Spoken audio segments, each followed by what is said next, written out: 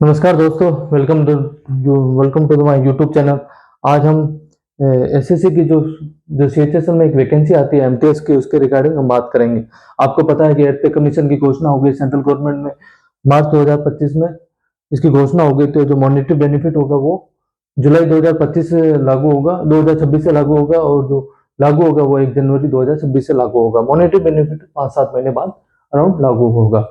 अगर हम बात करें एमटीएस की, जो मल्टी टास्किंग स्टाफ की वैकेंसी आती है सीएचएसएल में, उसकी आज पूरी बात करेंगे कि कितना स्ट्रक्चर है, फिलहाल में कितनी सैलरी बनती है और एड पे कमीशन में कितनी सैलरी बन सकती है, तो आज हम उसकी बात करेंगे। अगर हम बात करें लेवल की, तो लेवल L1 दिया हुआ है और जो है ग्रेड पे है 1800। अगर हम बात करें बेसिक की, तो बेसिक है 8% में 18,000 रुपये, ठीक है। और डीए की बात करें, डीए फिलहाल 55% है, उसके हिसाब से अपन कैलकुलेशन कर रहे हैं।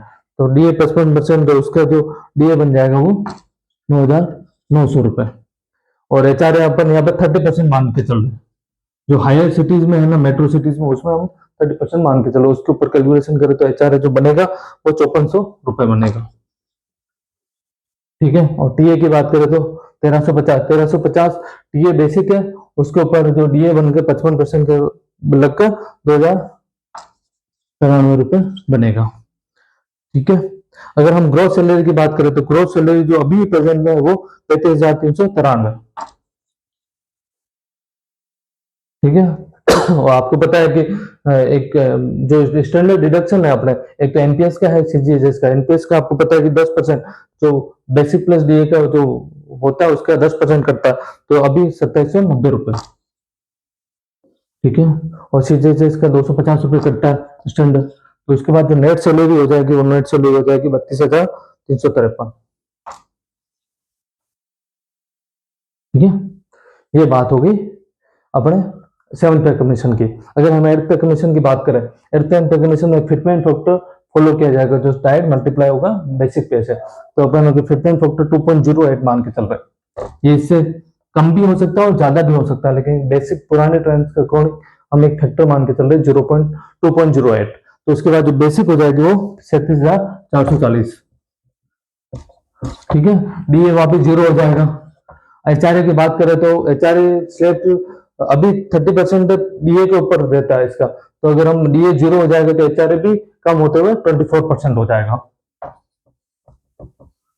ठीक है। 24 से जो एचआरए बनेगा वो 8,986 रुपये।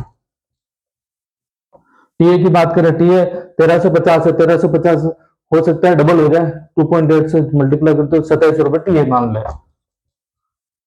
तो ग्रोस सैलरी हो जाएगी वो 49,126। और अगर एनपीएस की बात करें, जो स्टैंडर्ड डिडक्शन है एनपीएस और सीजीएचएस, वो अगर हम डिडक्शन करें तो 37,44 तो एनपीएस का हो जाएगा 250 रुपये, सीजीएचएस को अपन 250 रुपये मान के चल रहे हैं। तो जो नेट सैलरी हो जाएगी वो 45,132।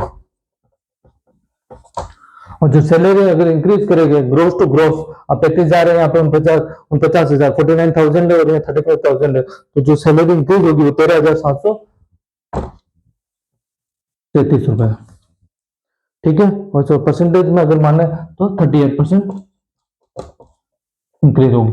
हम बेसिक फिटमेंट फैक्टर 2.08 पर कैलकुलेशन करें, ये इससे ज्यादा भी हो सकता है और कम भी हो सकता है, वो जो पे कमीशन की सिफारिश होगी उसके अकॉर्डिंग हम करेंगे। अगर एक बेसिक पुराने ट्रेंड को मान के चले तो इतनी सैलरी बन सकती है, इससे ज्यादा भी हो सकती है, कम भी हो सकती है, बट इतनी बेसिक सैलरी रहेगी। अगर आपको चैनल अच्छा लगे तो ज्यादा से ज्यादा शेयर करें, सब्सक्राइब करें। देखने के लिए धन्यवाद। और भी कमेंट बॉक्स में और कोई आपकी क्वेरीज हो तो कमेंट बॉक्स में डालते रहे, ताकि मैं और उसके रिगार्डिंग और भी आपकी कोई क्वेरी होगी तो मैं उसको सोल्व करता रहूंगा। देखने के लिए धन्यवाद। Thank you so much.